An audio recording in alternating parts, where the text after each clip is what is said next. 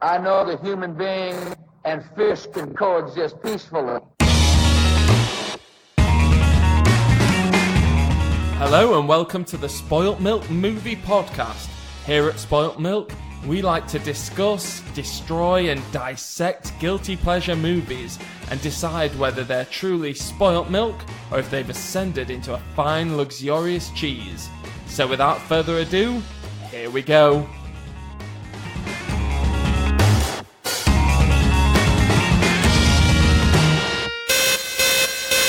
Warning, this podcast is full of spoilers for the title feature and there's bad language from the start.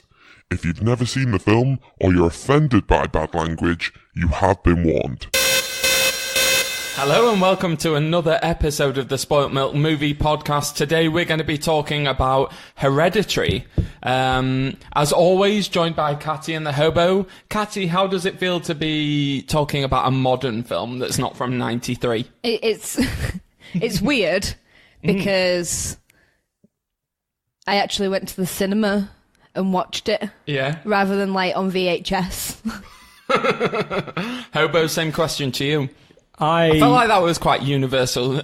University challenge. Same question to you. I don't know. I'm trying to be like a teenager. A doc. I think that the Britons rebelled in 1900s. Does that answer your question? Yeah. Well, I did watch it on VHS. Right, okay, because we spoke about this earlier and you were very elusive. How did you watch this film? So how would you feel if I said I didn't watch this film? I would spit in your mouth. So that's one for I shouldn't have watched it? Yeah, I'd spit in your mouth too. But this feels like a good day. So how did you watch it? I watched it in the cinema. Did you go to the cinema? I did. Oh, God. When did you go to the cinema? Yesterday. At what time? 8:30 something. Who else was in the cinema? What row were you sat in? Wait a minute, I'm not going to give you... You are Google. This is the information Google wants. What was your 16-digit card number you used to pay for it? 5. The 3 digits on the back. 5. 5. It was just my fingerprint. Well, before we get on to Hereditary, we've got a top 3 suggestion that was sent in by Lynn Harrison, who's my dad's bird. My dad's bird. I don't know how to... Yeah, can you... Like, my dad's 71, and is he it's a not player? his wife, it's not my mum, but she is bird. Like, she's not his missus. When you said Lynn, I thought it was going to be Lynn Manuel Miranda. Yeah. Not our Spoilt Milk mascot, Lynn Shay. You love Lynn Shay. I fucking do. I'm surprised she didn't crop up in this. Which one's Lynn Shay? You just wanted me to do that then. So Lynn, and not the Lynn, wants to know what are our top 3 songs from musicals. Who wants to go first? Can I go first? Yeah, go for it. So... I'm intrigued to know. Interested. Interested. So, it's the same film, but there's 2 separate songs. And I don't know which one to go for. Right. So, the film is Bugsy Malone. Nice. And there's So You Want to Be a Boxer or Fat Sam's Grand Slam. Do you know, I've not seen Bugsy Malone since I was a little kid. All I can remember is Custard Pies, Gangsters, and Jodie Foster. Is there a song that's about being the best at being bad? Or the best at being bad guys or something? I don't know. So why are you choosing those 2 songs and which one are you going to actually go with? I'm actually going to go for So You Want to Be a Boxer. Because I always end up breaking into it. Like every now and again it's like, so you want to be a boxer in a golden ring. I was actually going to ask you to sing a bit of it for me, and you did. What's the context of the story that gets you to this? Who's wanting to be a boxer? I can't remember. I don't know. Right. Do you not know the film very well? You just know the songs? I just know them songs. You didn't ask me for my favourite. I don't know. For my favourite musical. You just said your favourite songs from a musical. Well, I just thought you might know it. I'll go back to Lynn and be like, your question was a load of... Be more specific. Is that how we define a top 3 question now? Is it, if it's good or if it's a... What? Oh, is that a good one? No, I thought... meant bad. So what would be? So is like a good one more of like a? I don't know. Or for anyone who's listening to this, they sound exactly the same. If you're watching. You're getting the full experience, but you're not seeing the difference. Surely bad is like, and then like good is like, that's not good. That sounded like you were vomiting.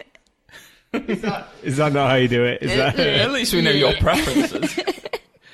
So why do you, is it just because it's the things that like crop up in your day that you hear that you're like, so you want to be a boxer? Is that what it is? Yeah, I just burst into a song every now and again. Like it's not from a musical, but there's something that happens, and I used to think it was something at my old work, but it's followed me to my new work, like a haunting, if you will. Something, like multiple times a week reminds me of the song Toto Africa, and I don't know what it is. I don't know if it's like a tapping that I might do or something that but it makes me think of Toto Africa, and I just end up singing that. So anything else you want to add to? It's great. You just love the song? I write like the song. When I was a kid, it made me want like a violin case or like a splat gun in it. That was great. Splat guns. Feels like it was suggesting something else. Bit of splatting. It was white stuff, wasn't it? What are you saying? It's jizz? Splat gun. Ah. No? Do you refer to it jizz as splat? I refer to my penis as a splat gun. Wow. Is that with a 4 pound of foreskin? I suppose it'd be less of a splat, more of a clunk. So it'd just be a build-up, wouldn't it? Until it fell out. That explains my sex life, a build-up. So, Katty, remind us what your song was. So You Want to Be a Boxer? From Bugs in My Own. Well, I'm going to go next then, and I found it quite difficult to pick between two. Scrooge, the song Scrooge from Muppets Christmas Carol. Oh, I thought you were going to go for the actual Scrooge. No, not the film Scrooge, because that's Scrooged. No, you know, hello, Mr. Humbug, hello, Mr. Grim, or whatever. It's an awesome song. Yeah, I love that song. Absolutely love it. Enjoy spilling that beer down your face, Katty. It's a great musical and a great song. But weirdly, I've gone for Up There from South Park, bigger, longer, uncut. The one that the devil sings. When he wants to move away from living in hell and move up. Is that the one with it's kind of done like a duet with him and Sadat? No, it's just him, and he sings a song about wanting to move up and live on Earth. But it's great because the vocals are great. There's lots of. Can you sing it? Up there is so much room where babies burp and flowers bloom. That one. Okay. But he goes really high pitch at the end. And there's a bit of him where he's on like a gay cruise. And there's like loads of like guys with hairy chests and tashes. And it's on like the name of the cruise ship is something really crude and like... Butt sex. Yeah, something like the SS. What is it with you and butt sex today, Hobo? It's the topic of the month, isn't it? Butt sex. Hobo, what's yours? I had a hard time choosing as well. There's one film that had two songs I wanted out of it and one that I wanted. Yeah, okay, so I almost went for The Pure Imagination from Willy Wonka. Okay. I hate that film. What? I hate the Gene Wilder one, you mean? Yeah. The great one. Fucking hate that film. Are you on glue? No, I remember being off school once, sick, and laying on the settee, and I felt... I was actually sick, not just faking it. And watching that in the day, and we're just like, this is horrible. Like, it looks horrible, it sounds horrible, and I probably spewed a few times. So for me, I hate that film. Anyway. But I won't go for that. I'll go for Disney's Hercules. Oh, what? And there's two songs. There's Which one are you Zero going to to go? Hero. Yeah, good song. Or I Won't Say I'm in Love. Right, okay Which then. is also That is a a great good song song. by Meg. Yeah. But I think I'll go for Zero to Hero. Can we sing it, please? Can we have a rendition? don't know. It's very high. Zero to hero and just like that. I don't think I can do it justice. It's the one where it's like, bless my soul. Have you just Googled the lyrics? Yeah, because I forgot how it started. It's a good one, that one. Yeah. No, I'm much like one of those kids that I can sing along the song if there's like a dot bouncing above Mickey Mouse's head. Yeah, but I can't do it off the top of my head. Do you know what? My other half loves that film, and she loves Go the Distance. Yeah. Like, was that in contention? That definitely. I had to narrow it down. But literally, I've got the entire soundtrack in my music library, and it's just something that I don't... It's just always in there, and every time a song comes on, it's probably one of my favourite Disney movies ever. Well, what do you think of musicals? Are you fans of them? I agree with that mumbling. Like, yeah and no. Like, I don't want to watch Mamma Mia. No. Or Mamma Mia, here we go again. Yeah, that one. I don't want to watch Sound of Music. No, I've never seen Sound of Music. Ever. Never... Like, I love Mary Poppins, though. I absolutely love it. Mary Poppins is good. There's some musicals that have, like, a place in my heart from being a kid. Like Mary Poppins, Grease. Little Shop of Horrors. Oh, Little Shop of Horrors. That is such a classic. But I love a musical. And I think if a musical is done well, it can be, like, one of my favourites. But Yeah. I think there's a lot of people who are quite snooty about musicals. Yeah. I tried to watch that... Repo Man, the Genetic Opera. Oh, What the hell is that? It's bad. It's so bad. It's got Anthony Head in it. Yeah. Oh, from Buffy? Yeah. Oh, right, okay. And I was just like, one of my friends was just like, oh, you should watch this. And I was just like, is it an opera though? It's like, oh, no, it's fine. I've never turned a film off, ever. But this was one that I have. The thing, my main problem with... I don't mind a good musical, but my main problem with musicals is... They feel like because they can have really good songs, they feel like they can get away with having a terrible story. Because it is a lot of exposition comes through the songs, they think, oh, I don't actually need to write a decent character. Well, what would you class as a good film that has a good story and good songs? A good musical, should I say? Little Shop of Horrors. Lion King? Okay, Little Shop of Horrors is great, yeah. I'm not a fan of Lion King. I used to really like it, and then I've gone off it a bit. I'm looking forward to the new version, the supposed live action version. How are they going to get I don't get how they're going to do a live action of it. I think it's going to be like the way they did it for Jungle Book. So it's not live action, but it's photorealistic action. Okay. If you will. Because I'd appreciate live action, like an actual monkey. But the poor pictures holding recently up a lion, they've like built a full Mufasa, so I don't know if there's going to be part of it that's puppetry. I want, if we're going live action, I want an actual real lion. Real life where they lion. smear peanut butter on its mouth, and then they get James Earl Jones to just be like, look over there, it's really sunny. It's because the line's just like... But yeah, well, anyway, we'll round up for our top three. So mine was Up There from South Park. Katty?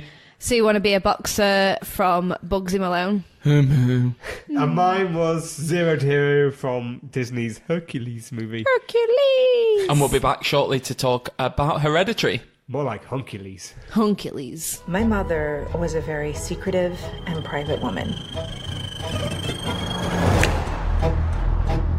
It's Grandma.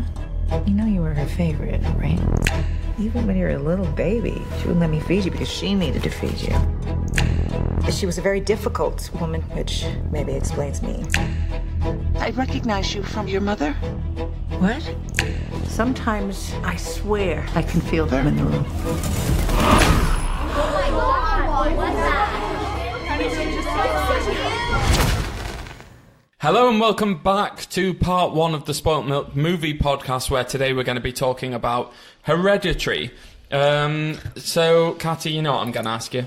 For a little cheeky synopsis. A little cheeky synopsis. Synopsi. Is that the plural or synopsis? Synopsises. I don't know. Maybe it is. Maybe it's not. Maybe I've just messed it up. When would you need to talk about multiple? If you were talking about like Back to the Future and you were saying what's the synopsis? If I want 3 simultaneous synopsises for a trilogy, synopsi, then I'd say, Katty, please give me a synopsis of the vernacular future trilogy. Vernacular So if you're doing future. you could be like, he, she, they, went, didn't go, robbed. Right. Yeah, exactly. Or maybe like you don't know what the synopsis of the film is, and you've written a film and you're like, oh well, I want to write some synopsi. So you've got three different synopsi. I'm like, I've got some synopsi here. Pick the best one, or I'm going to publish all three of them, and no one's going to know which one it actually is. I like that. I've heard that there's a film out right now or coming out that's it's got a couple of different endings, depending. I can't remember what film it is. Oh, yeah. But I Like don't know if it's Paranormal got. Activity. Because they had 3 different endings, didn't they? But I thought it was just 2. No, there's thought- like the normal one where she jumps at the camera. Then there's the one where she slits her throat. And then there's the one where she just sat on the edge of the bed and no one sees rocking or anything. something. Yeah, I think there's 3. I knew there was one where she jumped at the camera, and then there was one where she was sat there just rocking. Didn't know she slit her own throat. I'd like to discuss that. What, slit your own throat? I'd like to do that. So, synopsi. The synopsis. Yeah, so what's the film about? So we. The one we're talking about tonight. I'm not going to give you the synopsis of For Paranormal Paranormal. Activity. Have we mentioned what film? I've forgotten Yeah, already. Hereditary. Okay. Hereditary. Hereditary. So we have a little family in America. We've got mum, dad, sister, brother, and grandma dies, and shit goes down. No, that's pretty much it. Yeah. Could you not use that synopsis for? Is this a recycled synopsis? It's not. Shit does go down. I was going to carry on and say okay. the little girl's a bit weird and I don't like her. She unnerves me, and just goes. Sorry, I didn't mean to interrupt you, but it just seemed like your synopsis was there's a bunch of people and shit goes down. Well, it does. Yeah, that's kind of it. There is. I'm not denying it. I'm just saying it's not really a synopsis. Do you want to do Whoa, these Hobo! going forward? Like you mock me over my synopsising. What do you do? What do you do? This is my job, isn't it? I thought it was mocking you two. You bring nothing. Nothing. So the family we've got, the mum's called Annie, played by Toni Collette. We've got the daughter Charlie. Yeah. The son's called Peter, I think. What's the dad called? Dad. Steve. I mean, I've got it in front of me, but he's... Guy from Usual Suspects. Yeah, Gabriel Byrne. And from End of Days with Arnie. He's not really in it that much, though, is he? He's just a bit wishy-washy in the background. I've seen this film twice now, and the first time I was like, oh, poor dad, poor Steve. Second time I was like, you needed to do more. You need to step up, Steve. Fuck you, Steve. You deserve to get burnt. Piece of shit. Spoilers. Oh yeah, this is going to be full of spoilers. Yeah, but don't you just love it when there's a film where you're like, this is full of spoilers because there's so many kinds of twists and turns? Like, no? I don't think that's why. That's not why I thought this review would be filled with spoilers early on. I don't know if you agree, Katty, or... No. I was just going to go full force at it. Yeah, No, because... but most films we talk about, we put a spoiler alert at the beginning. But I feel like this is one where we're like, no spoilers, like, be warned. If you've not seen this film... I think because all the other films that we've reviewed have been out a while. So if you've not seen it, then you're either a fucking idiot. No, but Cloverfield, that was bang smack. We did Cloverfield like the week it came out. But it being on Netflix, it was easily true. accessible. So with this one, it's been in the cinema. Not everyone goes to the cinema. Yeah, those people. And it was during World Cup fever. Yeah. Feather. No, but it just feels like it's got things in there that, well, from going to see it, I wouldn't have wanted to know quite a lot of what happened. Well, the like the trailers and stuff didn't let anything go, really. I thought the trailers for this film were so good. Like, they were so intriguing without giving you anything, which is what I'm looking for from a trailer. Well, anyway, so we've got the family. Mm-hmm. We've got the 4 people. It starts off, but it starts with this death of a grandma. Yeah. So we don't really see the grandma throughout the film, do we? No, not really. We see bits. But she's a real driving force for the whole narrative. Yeah.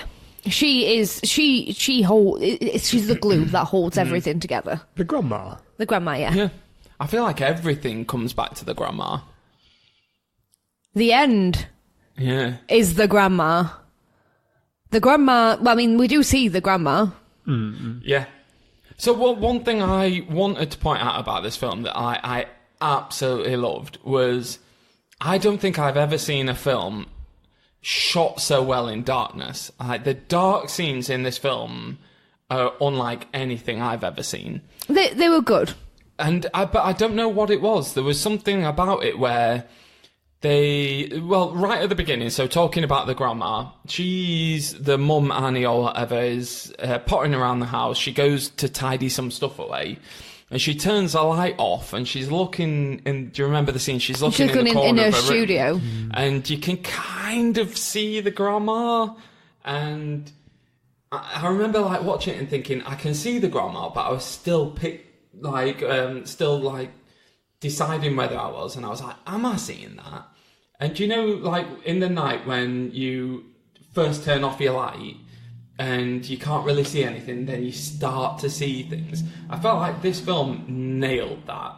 Like that feeling of I've turned off my light and I can't really see anything, and I'm just getting little outlines, and that was creepy as fuck. From like 10 minutes in, I was like, oh shit, this is creepy. That feels like it would be a really good movie on its own if you had. Because I remember as a kid, the biggest thing that scared me wasn't movies. It was if I was at the top of the stairs, like my grandparents, they had a light where you could only turn off at the top of the stairs. Oh yeah. So they had to go all the way down it, pretty much in pitch black, to the bottom. And I'd turn it off, I'd know it'd be fine, but as I was walking down, I'd think, what if something's behind me? Yeah. And that'd be the thing that made me end up running down the rest of it. And these are like steep stairs. So that's... It's the fear of the unknown. Yeah, exactly. It's always the creepiest thing. Yeah. So this grandma, she's like that bit proper. From 10 minutes in, I was like, I'm already on edge. Like that freaked me out. I was like, I don't like this. Oh, no. But in a good way. And then we go to the funeral. Yeah. And she's talking, she's giving quite big hints about her relationship. Yeah, because they were like estranged, weren't they? Mm.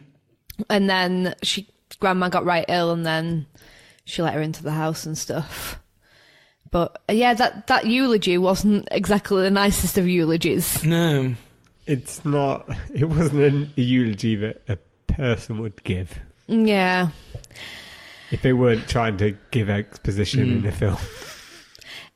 I agree with like the way it was shot and stuff like that. Like it was really good, but I just found the storyline so slow. And like the build up to the funeral, you kind of expected something to happen, but it was just like normal day to day kind of funeral, and nothing seemed to grab my attention. What, straight off the bat? Yeah, and like with these types of films, I think you kind of have to put snippets of stuff in quite early to get people interested, especially in a film this long. If you don't, then it's like, all right, so you're going to get an hour into it, and people are going to think, well, this is shit. Well, nothing's happened. What is the runtime for this film? It's like 2 hours or something, isn't it? It feels like... Have you both watched Annihilation? Yeah. Have you, Katty? No. It's on Netflix. It's really good, and that's one of these more recent films where they've really focused on the sort of slow build up, and they're trying to prompt the sort of introspection of the audience more than anything. They're using this slow tension to make you think about what's happening as it's going, and it feels like this movie starts like that. It's trying to be something it is. However, it doesn't compare it to something like Annihilation. It just, I agree with Katty, it just doesn't it doesn't get itself going in any way. It's slow, but not in the way that you're interested in any of the characters. You've got the mum who's delivering this hack-handed eulogy on top of things, and then after that, who are the interesting characters in that opening? The son? What? The Peter and Charlie? That the girl kid did my tits in. I can't believe this. I was like gripped from as soon as it started. It was like it proper got its claws into me.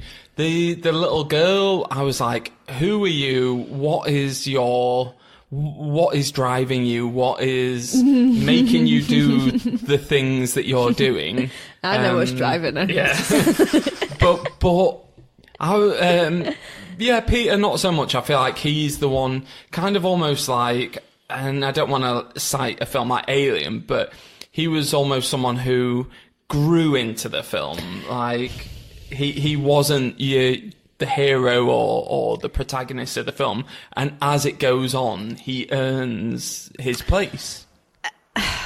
The way that what I found with this was that the brother, so Peter, he was very much a nothing character.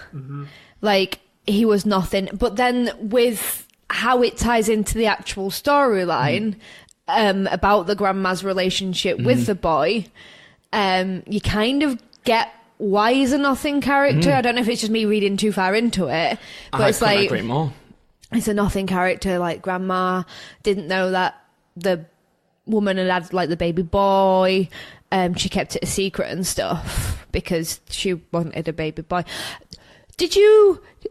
I'm skipping a lot here. That's fine. But did grandma breastfeed the baby? Yeah. So she mentions at the funeral about how she was like, she wanted to feed you. And then from her little dollhouse thing or whatever, yeah, it's got nip out. She had good tits, the grandma in that little doll. They were proper round and they were good. Yeah, smooth. Yeah, good knockers on the old lady.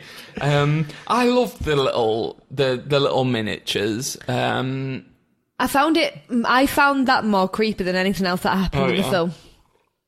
Well, I get what this film was trying to do from the outset. And what you said about him being a nothing character, and then you get why that was... Because the way that they were setting it up is, because they have that whole classroom scene, and it's a scene you'll see in countless films, good or bad. There'll be a teacher classroom scene where they'll be talking about a bit of literature, which is essentially the story. Yeah, they basically, because they talk about how... The hero doesn't have any control. Yeah, and they spell it out for you, don't they? Essentially. So they were saying that it's like, from the outside point of view, is it tragic that this person didn't have any control over their potential future? I think they say a hopeless pawn. Yeah, exactly.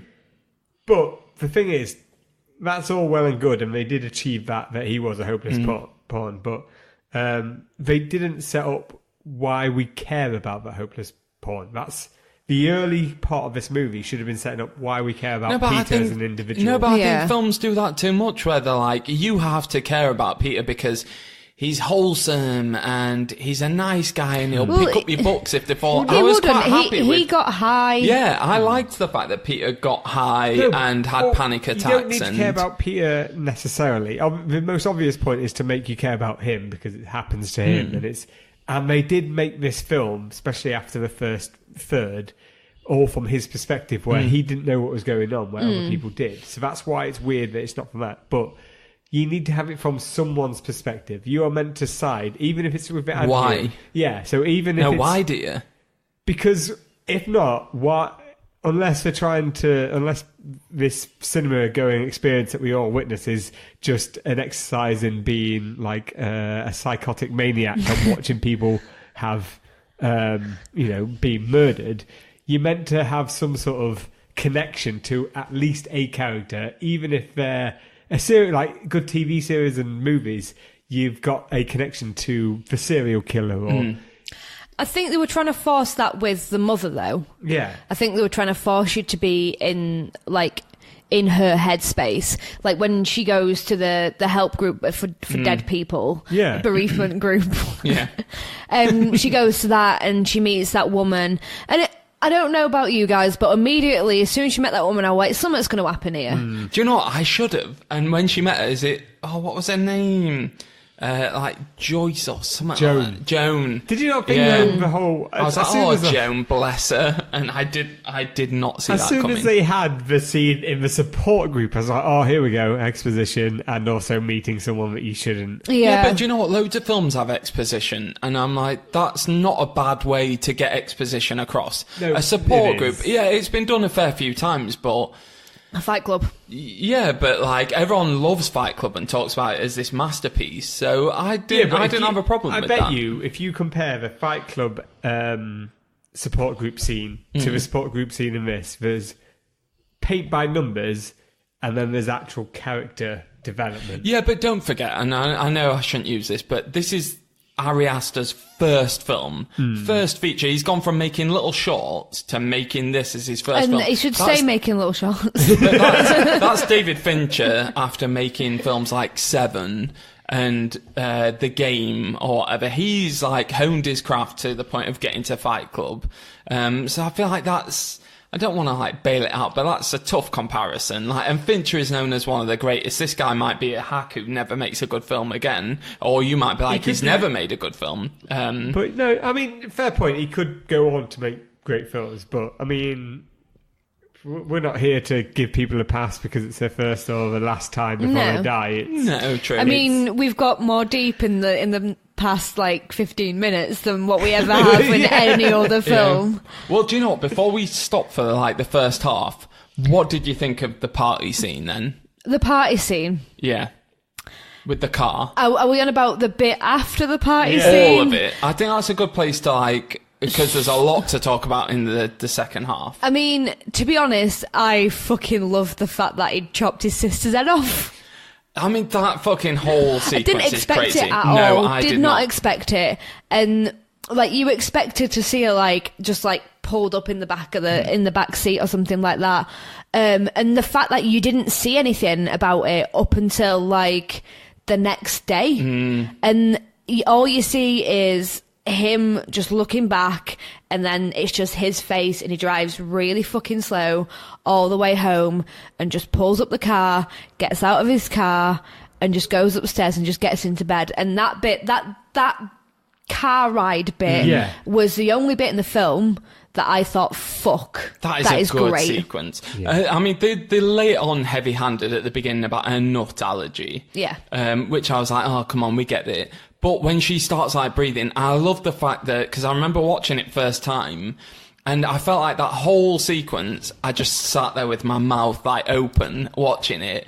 And it's the fact that like she's gasping and like she needs the air and she opens a window and then it happens and you just can't hear her breathing anymore. Like that loud alert of her has just gone and he has a little look. I've not even done anything close to it. And I agree with you. It was the most interesting point. The most interesting whole section of that film was that segment. Even if he just developed that as like a short film, that whole bit, I would have been like, this is the next. But didn't you love the fact that that happened like 30 minutes into the film? I thought Charlie was going to be like the main... I feel that should have happened start of. But that's kind of like, that's been done. Like, Scream did that, Psycho's done that, kill the main person off who's in the trailer. I like the fact that we were half an hour into the film thinking was it only half an hour? I think so, yeah. Maybe 40 minutes, I don't know. I don't mind if, like, the first sort of 10 minutes you spend building up a relationship with Peter and Charlie. That's all good. But the nonsense with the mom and the grandmother, you didn't need to start with that. I get that you reveal that later on because in regards to the whole story that's important. But the starting, you care about this relationship. Again, you say, why do you need to care about it? You need to care about at least a character in this film, otherwise why the fuck are you watching the film? And that would have been a great way to start you caring about No, but I'm not saying Peter. I don't care. I cared about all of these characters. I didn't need one to be... Even the blonde guy at the funeral. The what guy? The blonde guy at the funeral. He had such a good smile. God, it was a winning smile. Shall we call it time for part I just one? wanted to say one thing. I did love that, you know, when films set up that something's going to happen and they say that they're telegraphing that was... I love that they literally telegraphed it because they showed the telegraph pole and etched the sign onto and then obviously just cutting off the head of the thing. They literally telegraphed. And like I saw that when I saw that, I was like, "Is that something's going to happen with that pole?" And yeah, I like that. But yeah, I think I'm too naive. I didn't see that coming at all. Well, anyway, we'll call it for part one, and we'll be back to. I always get that wrong. Back for part two. Back to the Future. We'll part call two. it for part one. We'll call it for part one, and we'll be back for part two. Hello and welcome back to part two of the Spoilt Milk movie podcast, where we're talking about Hereditary. So I would really like to pick it up at the dinner scene. Okay. What do you think of the dinner scene? I thought it was shit. You thought it was shit, right? I'm just going to say straight out, I just thought it was shit. The fact that the dad's just sat there just not doing anything. Yeah, because he's just a passive pussy, isn't he? Yeah, but his wife is there fucking screaming in the face of the son. Oh, sorry. Also, what I didn't get is, why has no one talked about this at all until now? And then they're still not talking about the fact that he was driving whilst really fucking high, really fast to the hospital after his sister had eaten nuts and decapitated his sister. There's been no conversation of this at all. Like, that wouldn't happen. That would so happen. Like, if I decapitated my brother or my sister, I'm pretty sure my mum would sit me down and just be like... This is what I liked about this scene. What? It was pent-up aggression where... no one had talked about it, because how do you talk about that? As a mother, how do you say to the son, when she says something to him about, like, I know it was bad and it's really tragic or whatever, but... and then he's like, but why did you make her go to the party? It feels like they all know that they had a part to play in it, but no one wants to take ownership, and they're being passive-aggressive to each other. The mum made her go to a party because... basically, she didn't want her in the house. Yeah. She wasn't a big fan of her. Oh, what did you think, Hobo? I don't remember this dinner table scene being a big thing. Oh, it was a massive thing. Big thing. She was there, like, being all passive-aggressive at first, just like... and then the son starts being all passive-aggressive, like... But I love the way that the son and the mum, they, like, up to that point, they only talk to each other in questions. She tried to kill them. She's like, are you going to Oh, the is that party? the same scene where she mentions that? Or... No. No. That's like, she's like, always talks to him in questions, and he does. And then I love the way that he's like, just playing with his chicken. He's like, have you got a problem, mum? And the bit where she says something like, I just have to look at that face on your face. And I was like, that is such a good line. That is a line of is that okay? I remember that bit because that was terrible. Yeah, it's like a kid insult. Like, oh, like you're losing an argument. It's like, I've just got to look at your face on your face. It's like when you're losing an argument and you go to someone. But that's how mums argue. I was like, that is such a mum thing to say, to be like, I just have to look at that face on your face. I just thought, I was like, you've nailed it. That I've like heard my mum say things like that before. My mum's never said anything like that. Not to me, obviously, because I'm golden child, but oh god, I love the way she just tore him a new one, and the dad she didn't had to be like, though. stop. She was just wet. She was just like passive aggressive and just very much like I don't think you immature. could say that she was passive in that scene, where she is just like, don't you fucking swear at me, and she's like, I just have to look at you, and then she says about... she basically blames him for killing Charlie. No, I got that. Which he did.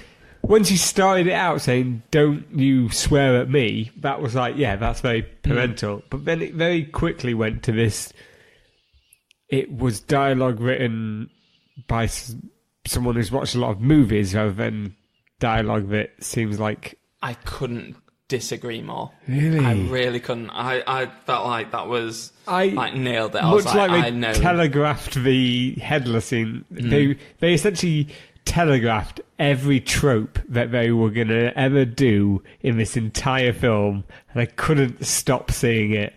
I felt like I could have just closed my eyes and like, I know what's happening here. I know what's happening. Like, from what? Like, what have you seen that you're like, yeah, this is like that? I'm trying to think of the movie where the mum is passive aggressive and resents their child for something that isn't the child's fault, and then the child does. It's just, it feels like it was a movie written by other movies.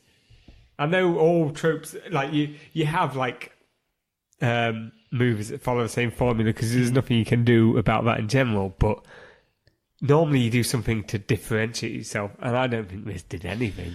I think one of the things that I brought into this film as well was I watch a lot of horror. Not as much the old stuff, I need to go and revisit some, but I watch a lot of the new horror, all the Insidious, Conjuring, Annabelle's, and so much of it is just paint by numbers with horror.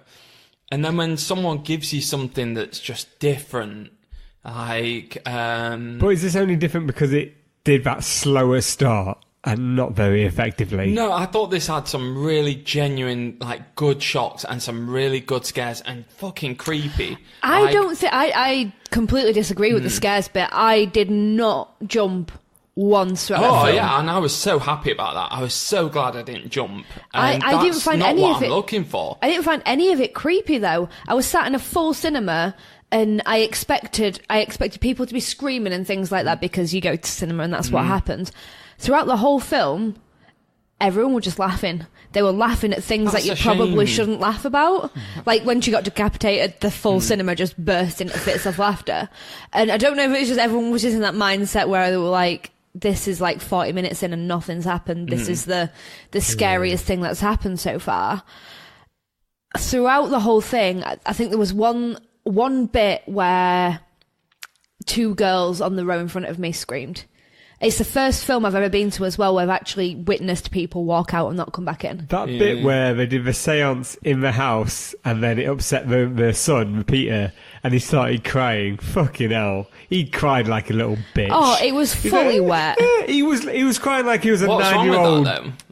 child. Like, he was crying as if it's something he'd experienced was like nothing he'd ever experienced before. I was so happy that was the reaction he gave. If he'd have been like, I'd have been like, oh, right, okay, I've seen that before. But it's not very often you see like a grown man like cry like they would when they were like an 8-year-old I wouldn't kid. really call him a grown man. No. He was like 20, I'd say, maybe 19. He was still in high school, so... He played the young The Rock in the Jumanji sequel. And he didn't look like the young The Rock. But I mean, like, he was old enough to be going out driving, smoking weed, having sex. He was that age. I'm like, that's a grown person.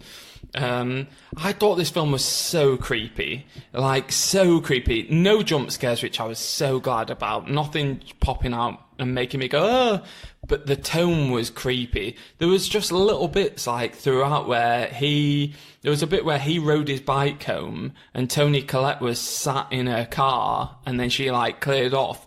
And just the image of her, like, sat there in, like, darkness and you could barely make her out was really scary. I thought the bit where even the bit where he was, like, laying in bed and Toni Collette was in the tree house and he had those, like, the image of the red light shining in his eyes and he looked like kind of classic demonic possession. But at that point, you didn't know he was possessed by anything, but he had these, like, red burning eyes. I just thought it was so well done. You're looking at me like, what? No. I just think it was the guy who's done this has tried to go down, like, It Follows kind of Babadook kind of thing, which, don't get me wrong, I mean, I wasn't the biggest fan of It Follows. Oh, I love both of those films. But fucking love the Babadook. But I don't know, like, at least with them two, there was something about it, like, things happened. With this one, I thought it was far too long and not enough happened in it. Really? Maybe if more things happened in that time frame, then I'd be thinking something completely different about it. But I think it's like 2 hours and 7 minutes long, and everything seems to happen in the last 20 minutes. Whereas I loved every minute of it, and I was like, this could go on for 3 hours and 7 minutes. That Joan character, the actress who plays her, if you've ever watched The Leftovers, a TV series, which I haven't, she is amazing. I thought she was good in this. She's in other stuff as well, but she is really good. She's wasted in this. I thought she was good. She's a bit part player with a shitty, I'm the person that you see from a distance and you're not sure if that woman is creepy or not trope. And it feels like this... I agree that this director, especially if this is his first one, could do some really good work, but this is far from good. It's close and trying to be good, but it doesn't hit any of the marks, but it has all the hallmarks of it doing its best. It's like the pacing and things like that. It feels like if it was a Nicholas Winding Refn. Yeah, that if it was his film, that he's got the exact same pacing as that, but he doesn't have any of the story. And I think a lot of the cinematography was unmotivated. You say how it looked really good in the dark, and it definitely worked in regards to you couldn't see the people, but just about. But there's bits like in the party before Charlie's choking on that, where the hot girl in the class that he keeps checking out. Yeah, she's like, at one point she's framed completely in darkness and he's talking to her, and then a little bit later in the same party scene, she's like got half her face in dark, and you're like, she's going to be sinister. Something's going to happen. Nothing. Yeah, but I think maybe you're looking too much into it. Stuff didn't have like any. that, No, because a good film has motivation for every little bit. If there's a little bobblehead in the corner, that will probably have some motivation at some point somewhere. And if it doesn't, it's just done because it looks cool. And I feel like this movie was... But maybe it was to kind of give you that impression of no one's to be trusted, or who are you looking out for? There's someone watching in the background. We don't know. But why was she in? Why did you got a couple of shots motivated to her, like first classroom? She put her hand up. She had a point of view. Yeah, I get a point. There was nothing from after that. There was like a party scene. Then that was it. Why would we spend? If you're making a movie, every second of that, you've got to think about it like film that's expensive for every frame. It's like 20 quid. Yeah, but wasn't it just to show that he was like distracted and his relationship with that girl meant more to him than his relationship with his sister, and that he's besotted by this girl, so when she goes to the party with him, that's the reason why he fucks her off. That he's like... It's not just because he's like, I'm going to go play PlayStation in the next room. He's like, this girl is my fantasy or whatever. Why do we need to see her point of view? Because if you've got a shot directly on the girl's face and she's putting her hand up and she's looking back at the boy and stuff like that, for the amount of time they dedicated to her. I thought you meant more why is she in the film? I know why she's potentially in there because, like you said, he needs some distraction in the party. But why do we dedicate so much time to her? And also, if you wanted a scene where she has her head lopped off, why do you need to have the amount of time and the convoluted story of her ending up choking and racing to the... It feels like there's too much coincidence. Well, I think it was a case of... You saw in the party that he just didn't really give a shit and he was just trying to fob her off. Yeah. And then as soon as he found out that something was wrong with her, it was like caring. Like, this is my sister. She's choking to death. I need to fucking do something right now. And you saw that other side of him of... Because he actually picks her up, doesn't he? And carries her.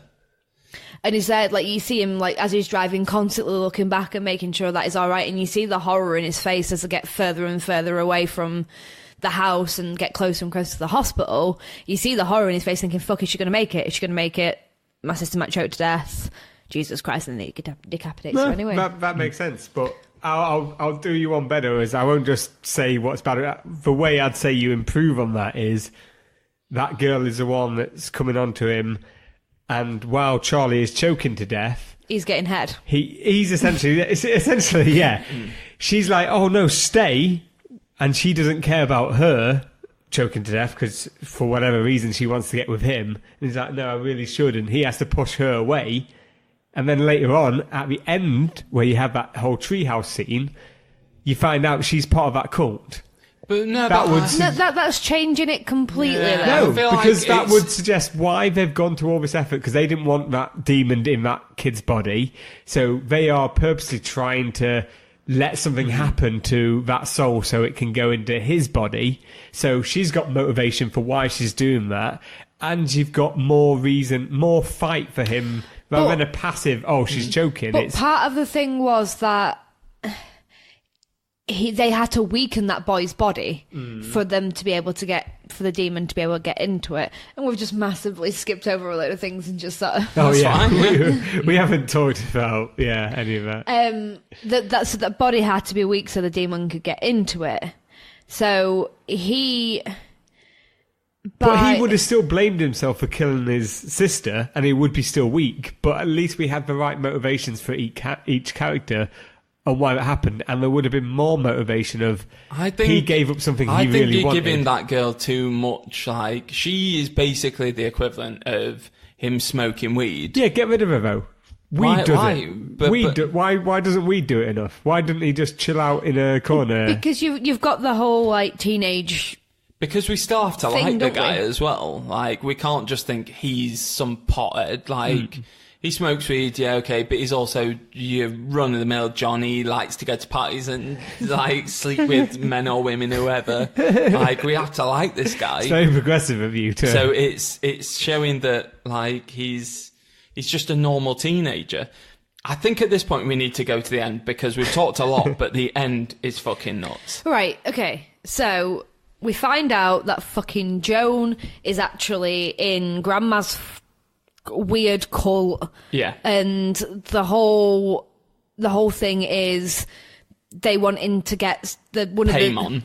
PayPal. The sixth prince of hell. That is PayPal, yeah. Yeah. PayPal. Into a body to like resurrect him, and whoever does it gets like all the riches and shit like that. And Toni Collette goes fucking nuts at the end. Like, the whole... I mean, I feel like I've seen the whole head banging on the wall bit before, but she goes properly nuts. Oh, see, I enjoyed the head banging on the ceiling bit. That was quite amusing. The corpse in the attic, that was a bit weird. Oh, where they found the grandmas? Because the dad... got the phone calls, didn't he, earlier? The day of the funeral. Yeah. Saying like, that They painted him as like an intellectual and whatever his job was meant to be. But then he gets that call. And I wrote this down because of how fucking stupid it was. What was it like? What does that mean? Desecrated. He was literally seen reading a book earlier. Like, if you don't know the meaning of the word desecrated, I think that's a perfectly fine question. So like, someone says, this grave has been desecrated. Would you be like, have they like pissed on it? Have they like thrown the flowers everywhere? Have they like kicked up the dirt? If someone had pissed on someone's grave, I'm pretty sure you wouldn't know around it. Like, so someone calls you up, someone's desecrated his grave. Would you go, what do you mean desecrated? You go, what the fuck have they done? That's your response. Yeah, but he's an intellectual. What do you mean desecrated? Well, anyway, let's... Okay, so we'll get to the end. So he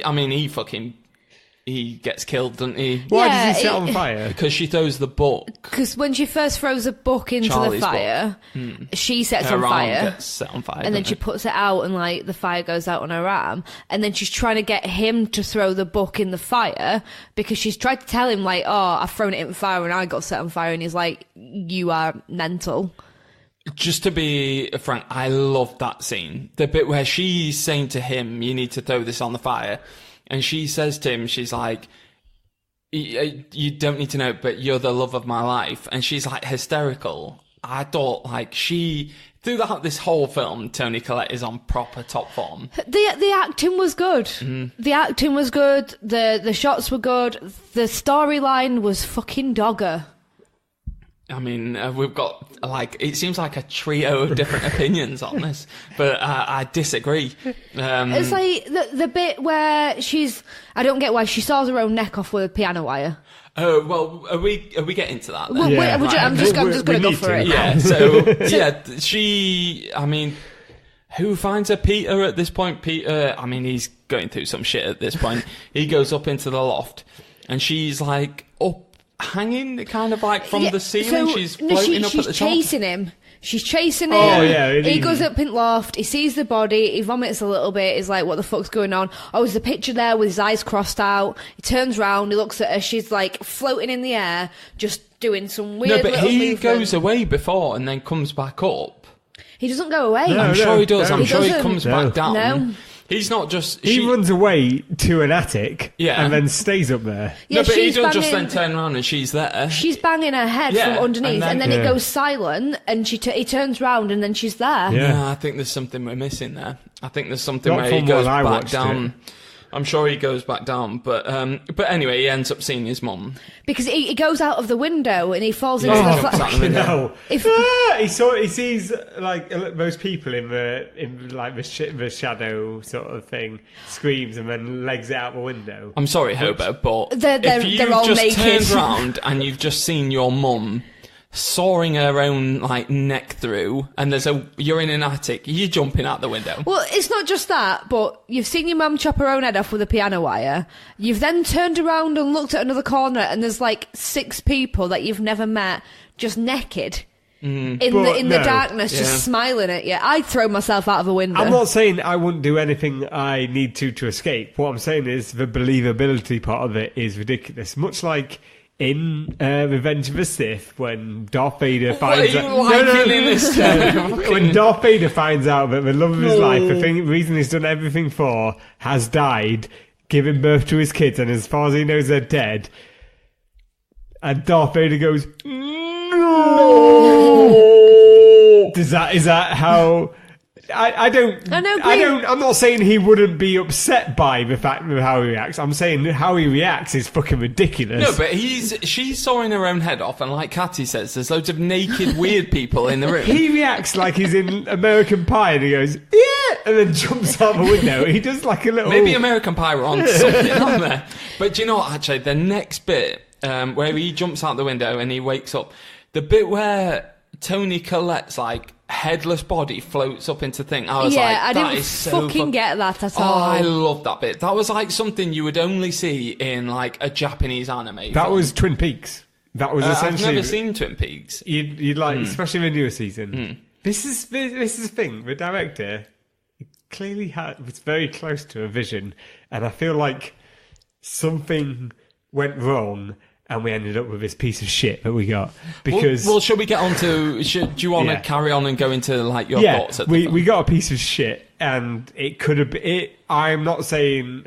I think this director will produce something good because, like he said, the scene where the head comes off and he's driving back and things like there's little flourishes where that vision is beautiful, but the story is shit, and it just never comes together. It all fall apart. By the ending, while it was looking cool, it all fell apart in my head because I was like, why the fuck is this happening? I lost interest. Yeah. I lost interest completely. Like, I'm trying to think of the exact moment.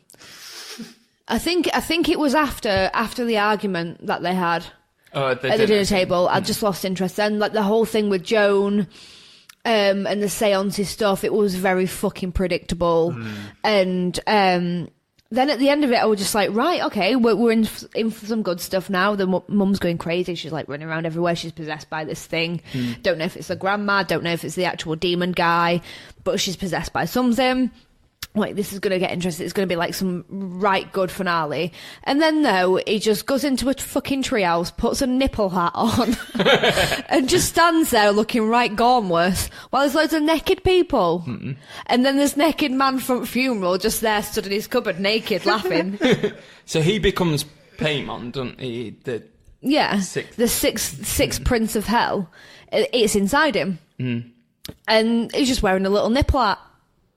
You're still trying to explain this like people will care. Like this is people should care about they this. Shouldn't because people should care. I don't get why you like it so much. I don't like it. I love it. But like, why? I absolutely love this film. Like it so much. I would say that it's the best film I've seen this year, behind Avengers: Infinity War, and I don't know what's gonna beat it. Watch Annihilation. I've seen Annihilation. I liked Annihilation. Do you not think Annihilation did the same thing better? I thought it was slow, but it didn't grip me as much. But it's very good. I do like Annihilation. I thought this was great. I thought, like, tonally spot on. They knew what they were going for from the start. I thought it was creepy as fuck. Like, there was at least 3 points in the film where I was just sat with my mouth like wide open, just being like, whoa, this is what I'm looking for from a horror. Something that's not reliant on jump scares, not reliant on gore or flesh, or it was just about planting a seed and slowly turning the screw, which I thought was really well done. I thought Toni Collette was the best I've seen her since The Sixth Sense, so I feel like she needs to just do horror all the time.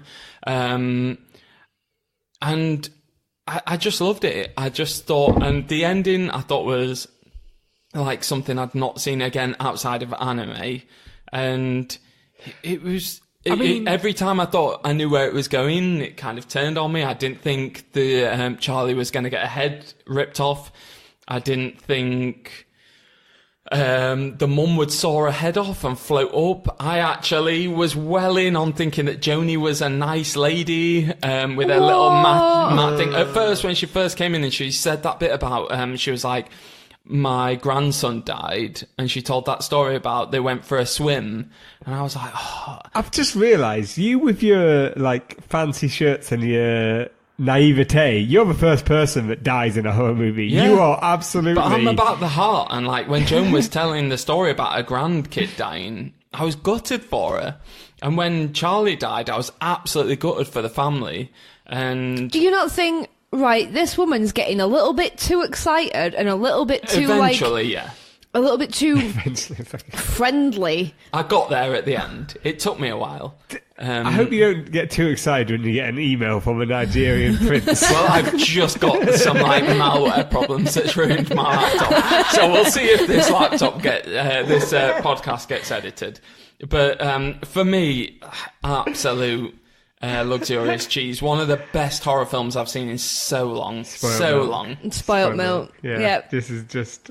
I resent you for... Do you know that I'm not bothered. I'm quite happy that this is Spoilt Milk, because I'm like, for me, it's got that little place in my heart where it's going to stay. Any other things? I'm never going to get that 2 hours of my life back. Yeah, no, I'm never going to watch this film again. Third time. I honestly wish I was that man that walked out of the cinema. And on that note, then, shall we say goodbye? Yeah. Bye. Toodle pip. Bye. In a bizzle. See y'all. Is there any more? Auf Wiedersehen. Adieu. I can't think of anything. Don't forget to like and subscribe to the Spoilt Milk Movie Podcast, you pieces of fucking shit.